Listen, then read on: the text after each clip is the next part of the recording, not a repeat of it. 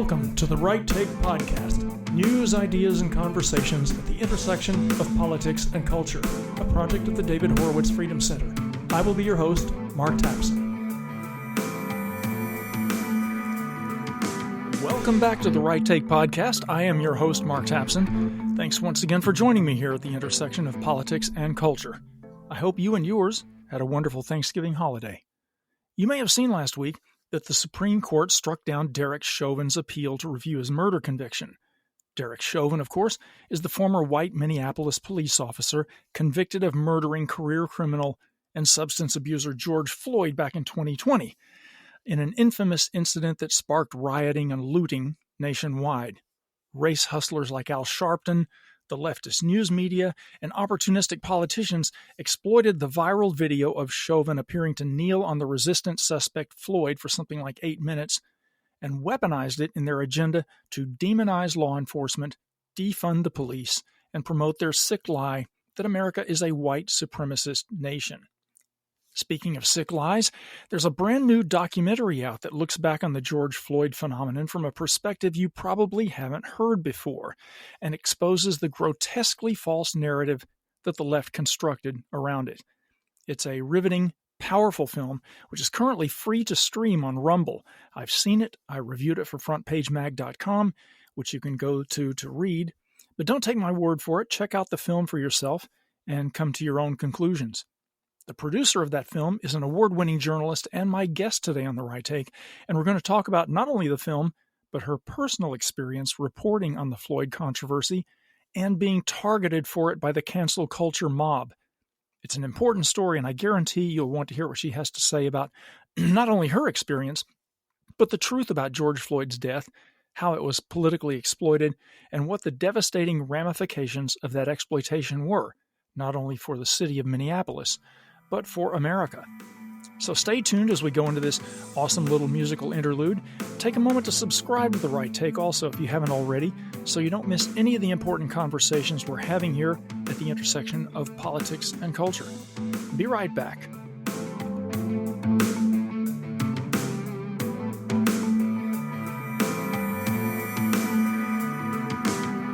My guest today at the intersection of politics and culture is multi-Emmy award-winning reporter and news anchor Liz Collin, who is now with Alpha News in Minneapolis. She's also the author of the book They're Lying: The Media, the Left, and the Death of George Floyd, and she has just produced a documentary based on that book called The Fall of Minneapolis, which, as I said in my opening remarks, is now streaming for free on Rumble, and we're going to talk about that today. In my review of the film on frontpagemag.com, I gave it 2 thumbs up, as film critics Siskel and Ebert used to say. It is really riveting, enlightening, and powerful. Liz Collin, welcome to the Right Take Podcast. Hi, Mark. Thank you so much for having me. I appreciate it. My pleasure. Liz, I think it's fair to say that you have earned a reputation as somebody who cares deeply about bringing the truth to light, even at the expense of personal consequences. You're clearly not the kind of journalist that seems to dominate the mainstream media now, which is someone who sees herself as a social justice activist first and a reporter second, or maybe even third or fourth. Tell us a little bit about your background and what drove you to want to become a reporter in the first place.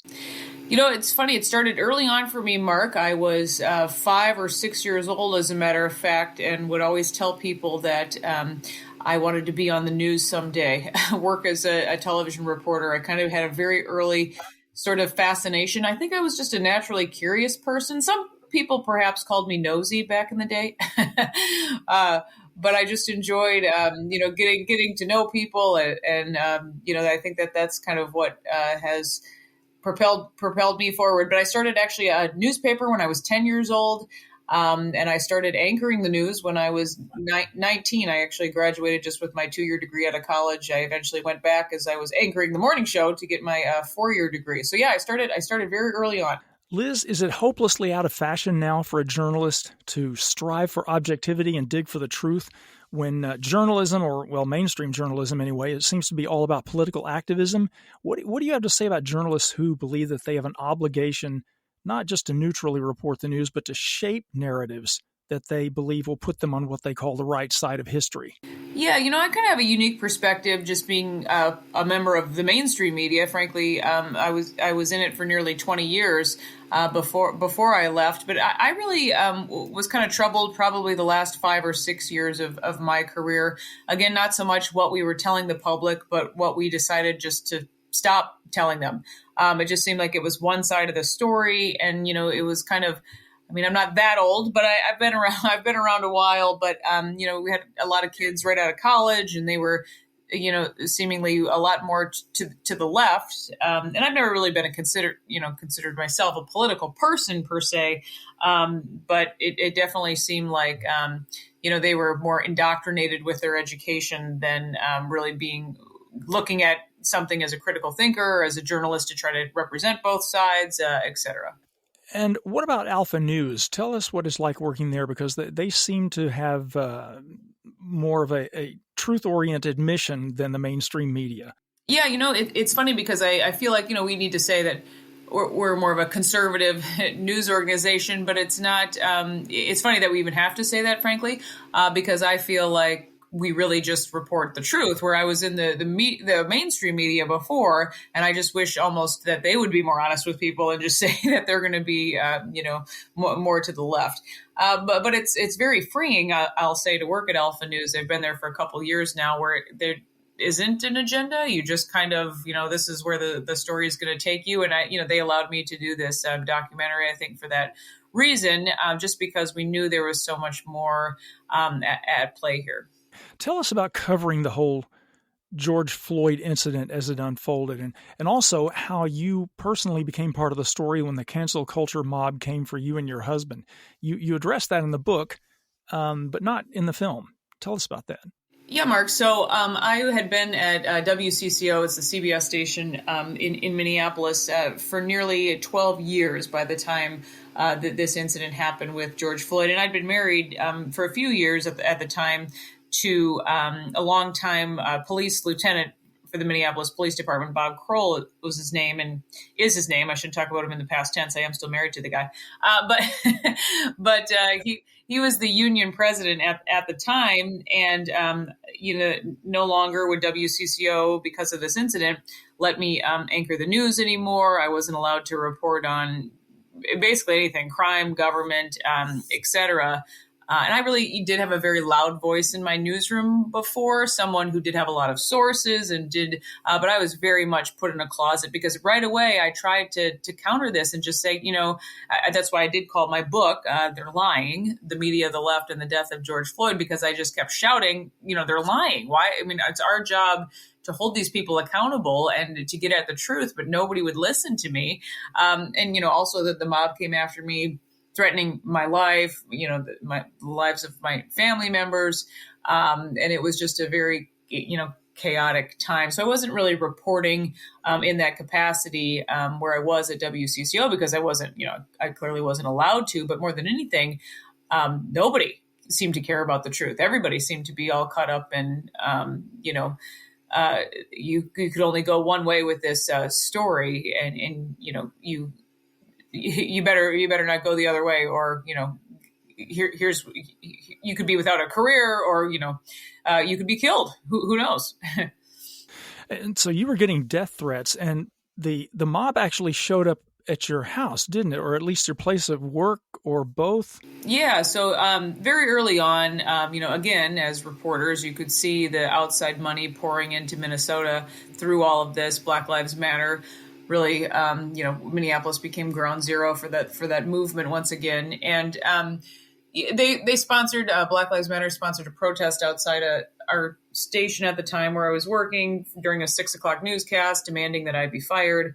They also were behind 2 different protests that happened at our house. We live in the suburbs of Minneapolis. We had a total of 4 protests, but if you look around, there are people who don't even know who I am. They're spelling my name wrong on the signs. Many of them are not even from Minnesota. These are not our viewers per se, but the station where I work certainly did not go to bat for me, and that's sort of how it was. It was mob rule, and we frankly gave these folks an awful lot of power in this state. The match was struck in Minneapolis and obviously spread all across the country.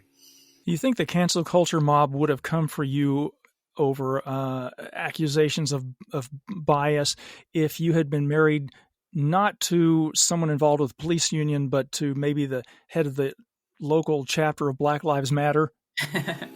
Well, that's what's interesting. There are an awful lot of connections in newsrooms here in Minneapolis. That I will say that before my husband, I was actually married to a guy who worked for the Democratic Party. I never had any protests, strangely, at my house over that marriage, which was very strange. Yeah, I don't know. I do know that it was just sort of this. Everybody got caught up and sort of blaming the union. So then my husband's the president of the union. So of course it's their fault what transpired with George Floyd. And therefore I'm married to him. So I have to be blamed as well. And, it just became, we were kind of public targets in all of this, I guess. So you wrote the book, They're Lying. And who exactly did you mean by they in the title? Yeah, so it's They're Lying, the media, the left, and the death of George Floyd. So by they, I say the media and politicians, specifically the left, and I highlight that quite a bit in the book, and I actually think even more so in the film, just because you're able to actually kind of see and hear these people in their own words. In the days that followed the death of George Floyd, the lies really began from the very beginning, and we're still paying the consequences to this day for those lies. Well, the book got a lot of attention. It was an Amazon bestseller for many weeks, right? So why then did you decide to produce this documentary also, The Fall of Minneapolis? I was very close to the story, obviously, with my husband. And, I've been surrounded by a lot of these people, and I could really tell that they're quite broken for good reason over all of this, leaving these this profession that they loved. You also have family members with their loved ones in prison over a lie. And I also know that not everybody reads books nowadays or can find the time to do so. So this was a way to still get the story in front of people. And it's a story that, matters. We're all more unsafe than we've pretty much ever been before, due to what's happened to law enforcement and this demonizing of law enforcement. Then we wanted to offer the film for free, so as many people would see it as possible. Tell us about the crowdfunding aspect of making the film. As somebody who's experienced the difficulty of getting a film concept funded, I'm curious about how and why you went the crowdfunding route on this one.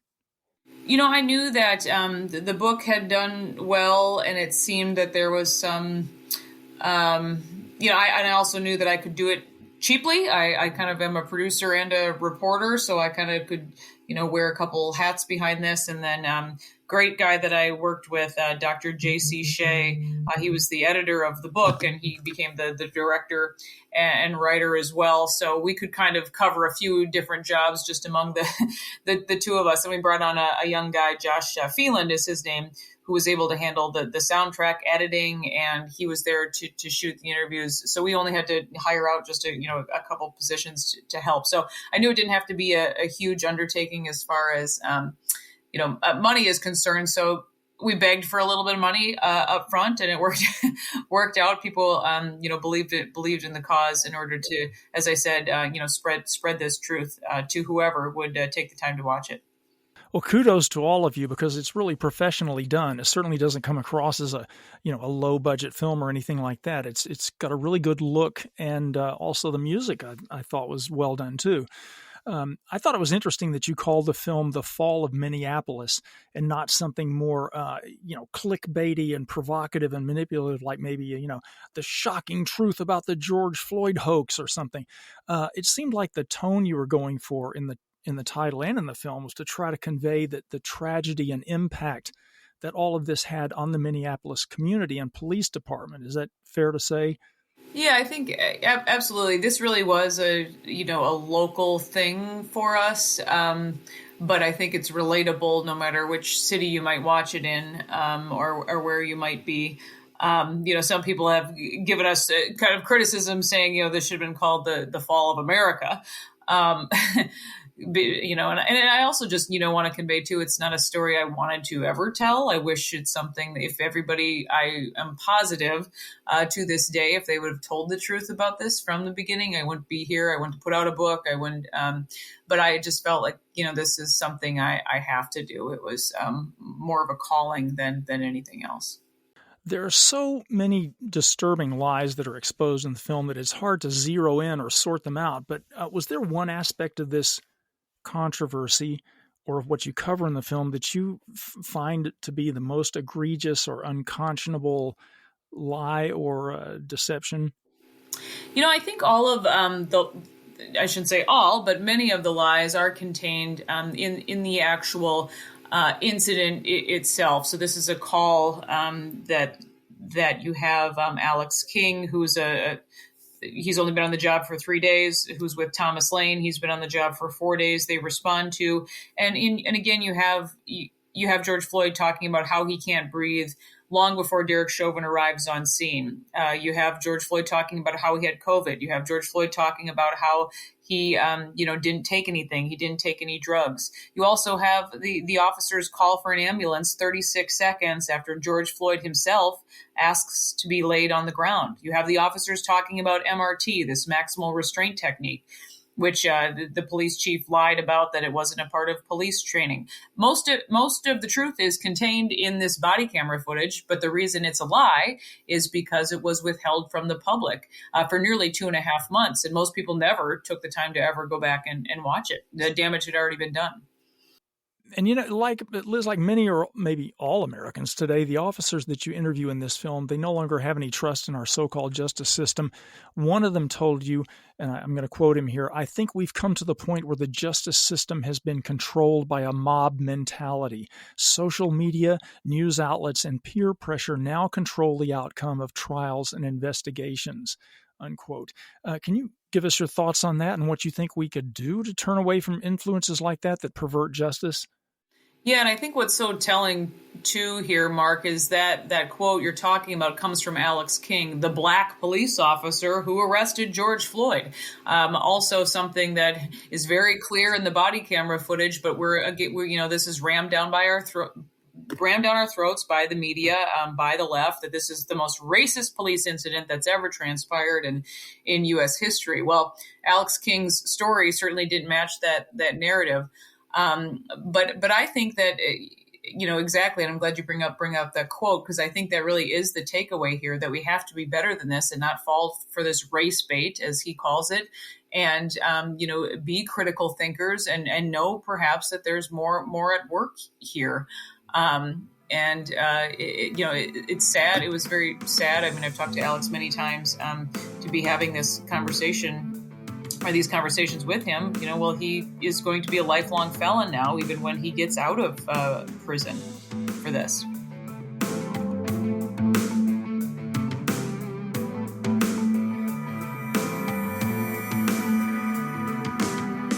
You've been a news anchor, basically the face of a news station, and you could have put yourself front and center in this film and essentially been the face of the film too. I think a lot of reporters would have done that.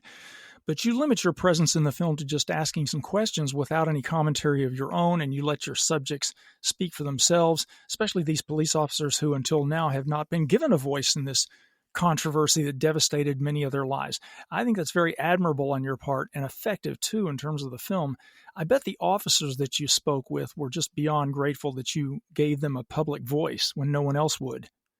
Yeah, I think it took a little convincing to get a few of them there. A lot of these guys and gals, they sign up to protect and serve and, don't want to be the face of any of this. But I think that, some healing also took place by being able to share their stories. And thankfully, they are getting a lot of feedback. I think we have almost 2 million views on the film at this point, which has been amazing. And so many people thanking them for speaking up, because their story, they're really telling a lot of other people's stories through their own words as well. And that's, I've never been one to, and sadly, I think that's what the media has become a little bit. It's more narcissistic now than it's ever been before, that people don't seem to have that curiosity and empathy toward people.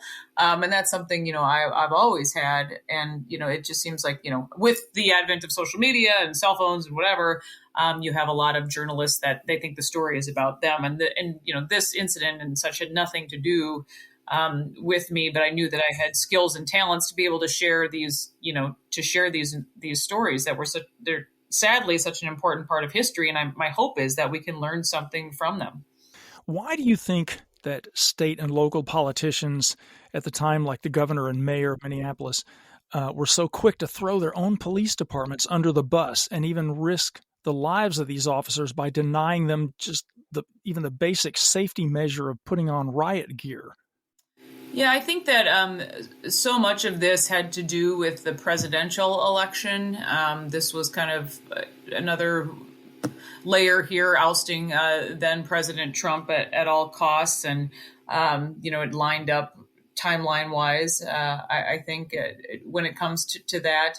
And we know that, the background of many of these people. You have Jacob Frey, the mayor of Minneapolis. He was a civil rights attorney. You have Ben Crump in town, who has a long history of doing these things. And again, the media just goes again and again, to these people who, have these loud bullhorns in these situations. I guess it's pretty easy reporting when somebody has a news conference every day, right, that you have to cover. But it just seemed that nobody was actually caring about what actually transpired or the case itself. It was more about this narrative than anything else.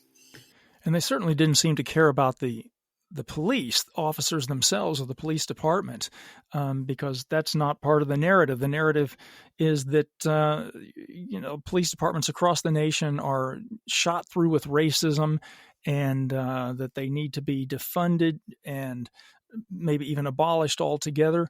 What do you think the end game of the left is with this ludicrous pro-crime notion that police and not criminals are the problem with society and that police departments are hopelessly racist?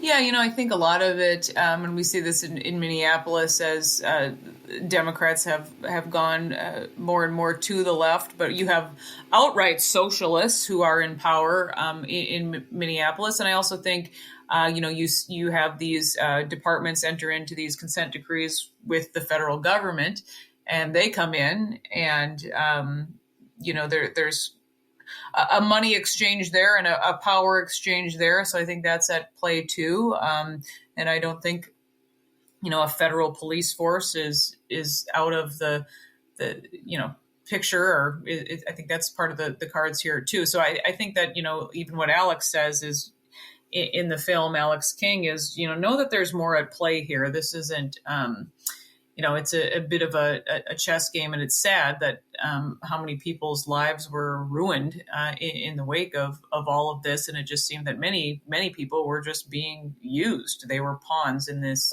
game. Yeah, sadly. We've touched on this a little bit before, but your film is mostly localized to the Minneapolis impact, but that city can actually serve as a sort of a microcosm of America in the larger sense, can it, in terms of the left's nationwide movement to demonize police and defund police departments? Oh, absolutely. And I think that, calling it the Fall of Minneapolis, as I said, I think other cities can certainly relate. The Minneapolis Police Department lost almost 40% of its police force in the wake of all of this. There were nearly 900 police officers, and about 400 have left so far in the last 3 years. I guess you heard the news that this week the Supreme Court struck down Derek Chauvin's appeal to review his murder conviction. What do you think about that? Yeah, I don't think that was much of a surprise. The point I try to make in the film and in the book too, it's almost as if the script was written before the trial even started. It was kind of a long shot to get the U.S. Supreme Court to take this case.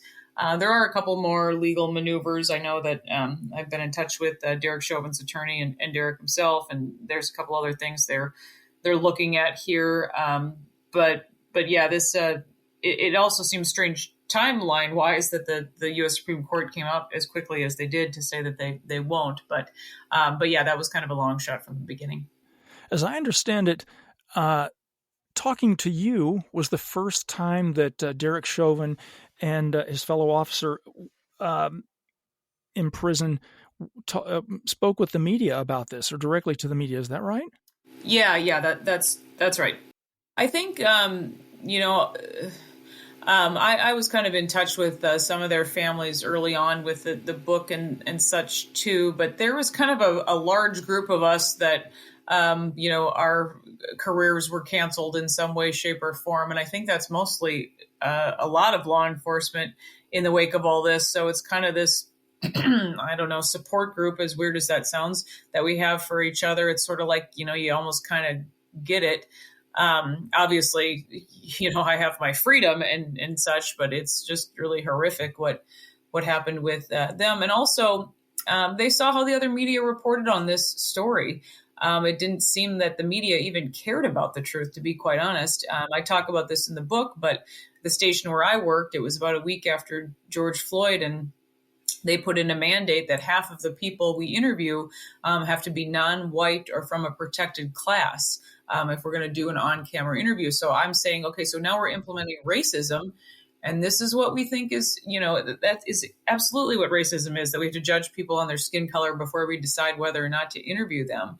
But again, you could just see these stations were setting, sort of their own agendas in the wake of all this. And like I said, I just don't think they even cared about the actual truth. Are you optimistic or pessimistic that we can turn around this culture of journalistic deception and manipulation? I am actually hopeful, and I say that just because I really had no expectations with a book or even this movie and whatnot. But the fact that so many people have read the book and so many people have seen this in such a short amount of time, the actual documentary itself, it does go to show that people are hungry for the truth and they're tired of these lies. You can name many stories. It's not just the George Floyd incident. To be sure. And also, we have a way now of reaching these people that we didn't have before. I mean, that's why I jumped ship. I knew that you don't need a fancy television station in downtown Minneapolis anymore. People don't watch the news like they used to. You can, get them on social media. You can get their attention in other ways. And I also think that people, I could even see it in my time in mainstream media, that the ratings had certainly taken a dip, and people just, lies by omission. We talk about that, or it's every single story is the same on every newscast in the same order, told the same way. And, here's weather. It's sort of the same, or here's a story about a dog. Nothing really in depth. And they don't really take the time to, fully explain things. So I actually feel good about the future of media, because I do think that, there's still a lot of very good people finding the truth. And I also think that a lot of independent media will be the people to break big stories. I think that that's just the way it's gonna be. Liz, what's maybe the biggest message or insight that you hope viewers will take away from your film? A couple things. I think, we've already spoken to what Alex talks about with, just don't fall for these things that media and politicians are pushing down your throat. Think for yourself. Let's be better than this. Is this what we want our justice system to look like? But also on and this is obviously me speaking as the spouse of a now retired law enforcement officer, but also as a citizen of this country as well. Is we need to do more to support our police. There's no other profession that is put under the microscope like our men and women are who wear the badge. And even as a reporter, long before my husband even came along, I took a citizens academy, and I did what I could to better understand how to report on police issues and such. We're not filling our jails with doctors or other people. If we're forcing them to wear cameras on their job. Certainly, are there issues of obviously, but there's issues with the human race. There's bad apples in every profession, but what this has turned into has made us all less safe, and we need to get back to supporting our police. Exactly. Well said. Liz, what is the best way for people to follow you and keep up with what you're doing? And what are you planning to do next? I'm still working for Alpha News, so alphanews.org. I have a podcast on there called Liz Collin Reports, kind of Minnesota conversations and such that we take a look at things that the mainstream media does not. And also I'm on the Fall of Minneapolis.com is where you'll find more information about the film. And there's some information about the book there as well. But we have some things coming out, things you didn't see in the film. We're going to be releasing that in the coming weeks here, Mark. So I hope people will stay tuned for that. And we always have some interesting projects over at Alpha News. So I encourage people to sign up. It's just a free email you get every day. We're a nonprofit, so we beg for money a little bit, but everything is free to read and such. Excellent. People, we've been talking with Alpha News journalist Liz Collin, author of the book They're Lying, The Media, the Left, and the Death of George Floyd, and the producer of a brand new must-watch documentary called The Fall of Minneapolis, which is now streaming for free on Rumble. And it's also streaming on the movie's website. Is that right, Liz? Yeah, you'll find it. You'll find it there, and we've actually put it now to YouTube, and it is on X as well, so it's easy to find. We once we hit 1 million views on Rumble, we put it elsewhere. And we still haven't been taken down from YouTube just yet, Mark. So we'll keep you posted. Amazing. Somehow it's flying under the radar, I guess. Liz Collin, thanks for coming on the Right Take podcast. Thanks for standing up for the truth, and keep up the great work. Thank you, Mark, very much. I appreciate it. Listeners, thank you again for joining me here at the intersection of politics and culture. Don't forget to subscribe to The Right Take so that you can keep up with all the important conversations we're having here. And if you like what you hear, please leave that positive review. Be seeing you. The Right Take with Mark Tapson is a project of the David Horowitz Freedom Center and Front Page magazine. Unauthorized reproduction of this podcast without express written consent is prohibited.